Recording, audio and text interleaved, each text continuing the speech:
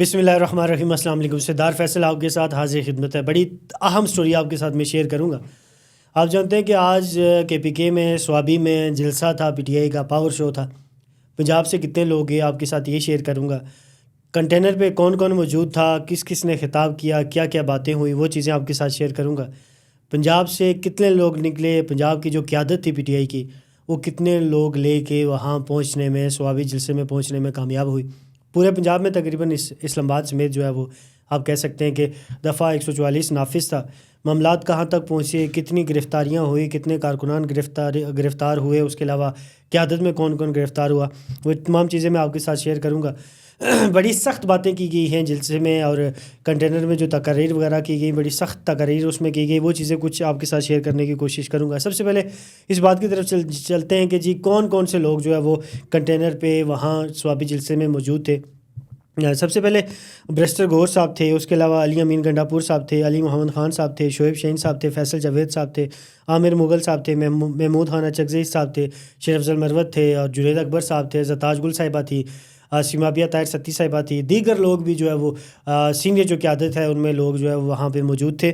جو میرے پاس خبریں اس میں شیخ وقاص اکرم کی ابھی تک میرے پاس فوٹیج نہیں پہنچی، ہو سکتا ہے کہ وہ بھی موجود ہوئے ہوں۔ جب تک میں آپ کے سامنے ولاگ کر رہا ہوں تب تک تو میرے پاس کوئی ایسی خبر نہیں ہے کہ وہ وہاں پہنچے نہیں پہنچے۔ سب سے اہم بات اس میں یہ ہوئی ہے سب سے اہم بات یہ ہوئی ہے کہ جی وہاں جو ایک تاثر دیا جا رہا تھا کہ جی پی ٹی آئی کی اندرونی جو انتشار جو ہے وہ شروع ہو چکا ہے، معاملات خراب ہو چکے ہیں، 3 دڑے بنے ہوئے ہیں، بیرسٹر صاحب کا دڑا ہے، علی امین کا دڑا ہے، جنید اکبر کا دڑا ہے۔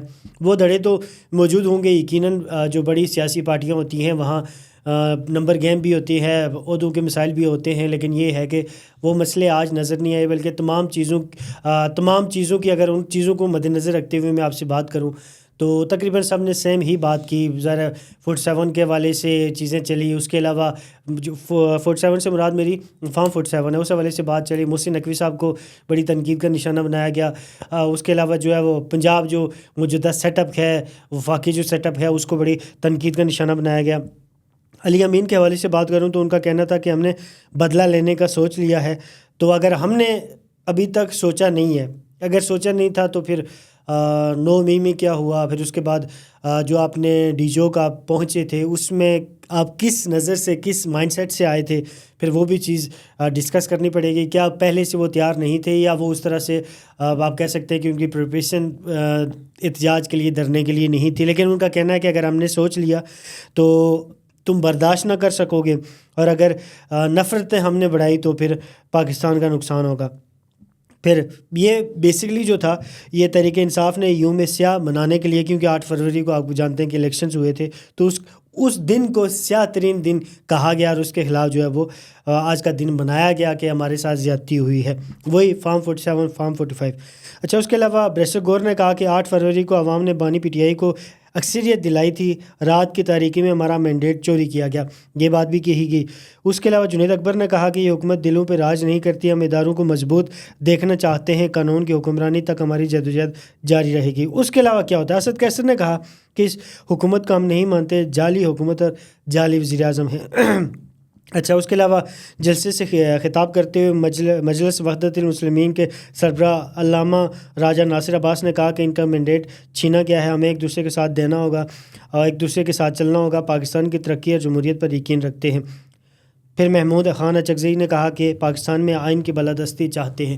یہ کچھ چیدہ باتیں میں نے آپ کے ساتھ شیئر کی جو ان کی طرف سے کہی گئی۔ بڑی سخت تنقید کا نشانہ بنایا گیا موجودہ سیٹ اپ کو، موجودہ گورنمنٹ کو، اور بڑے آہنی ہاتھوں سے کہا گیا کہ اگر ہم نے حالات خراب کیے تو پھر ہم یہ کریں گے اور پاکستان کا نقصان ہوگا۔ وہ باتیں جو چل رہی تھی کہ جنید اکبر نے سخت سٹانس لیا ہے۔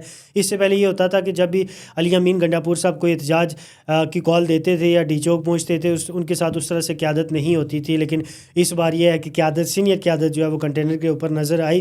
مزید خبریں کل تک نظر آتی جائیں گی کہ کون موجود تھا، کون نہیں موجود تھا۔ سب سے اہم پیش رفت یہ ہوئی کہ شیر افضل مروت بھی کنٹینر پہ موجود تھے، اور شیر افضل مروت کو بڑا ان کا ویلکم کیا گیا، وارم ویلکم انہیں کیا گیا، اور ظاہر نعرے بازی بھی ان کے حق میں کروائی گئی، ایسے ان کا ہاتھ بلند کیا گیا علی امین گنڈاپور کی طرف سے۔ جو پی ٹی آئی کے ناقد ہیں، مطلب ناقد سے مراد جو پی ٹی آئی اپنا سوشل میڈیا جو ان کا ہے، کچھ خبریں میں دیکھ رہا تھا کہ جی انہیں شو کاز نوٹس جاری کیا گیا ہے، تو مرکزی قیادت کے ساتھ انہیں کیوں بٹھایا گیا، یا انہیں سب سے آگے کیوں بٹھایا گیا، یہ باتیں بھی چلنا شروع ہو چکی ہیں۔ ظاہر ہے جب بڑے لیول پہ آپ جانتے ہیں کہ اس طرح کی احتجاج ہوتے ہیں، پروٹیسٹ ہوتے ہیں، تو اس طرح کے معاملات چلتے ہیں۔ پہلا پاور شو تھا، بڑا پاور شو تھا، جہاں پہ تمام قیادت موجود تھی۔ جنید اکبر، ظاہر ہے اس ڈیٹ کی اناؤنسمنٹ تو عمران خان کی طرف سے کی گئی تھی، اس کے بعد جو ہے وہ دیگر لوگ وہاں پہنچتے ہیں، پی ٹی آئی کے لوگ پہنچتے ہیں، پی ٹی آئی کے کارکنان پہنچتے ہیں۔ اچھا خاصا یہ بڑا پاور شو تھا۔ جو دوست گئے ہوئے ان سے جب میری بات ہوئی تو اس حوالے سے ان کا یہ کہنا تھا کہ کافی بڑی تعداد میں لوگ وہاں پہ پہنچے ہیں۔ اب بات اگر پنجاب کی جائے، سب سے بڑی بات یہ ہے کہ آبادی کے لحاظ سے پنجاب سب سے بڑا صوبہ ہے، یہاں سے عوام اس طرح سے نہیں گئے۔ جو میرا اپنا فیلڈ رپورٹنگ ہے اس میں as a reporter, as a صحافی، میں آپ کے ساتھ یہ خبر شیئر کر رہا ہوں کہ اس طرح پنجاب سے لوگ نہیں نکلے، اسلام آباد سے شاید کوئی بھی نہیں نکلا، یا کیا معاملات ہیں، پنڈی سے لوگ نہیں نکلے، لاہور سے اس طرح سے نہیں نکلے۔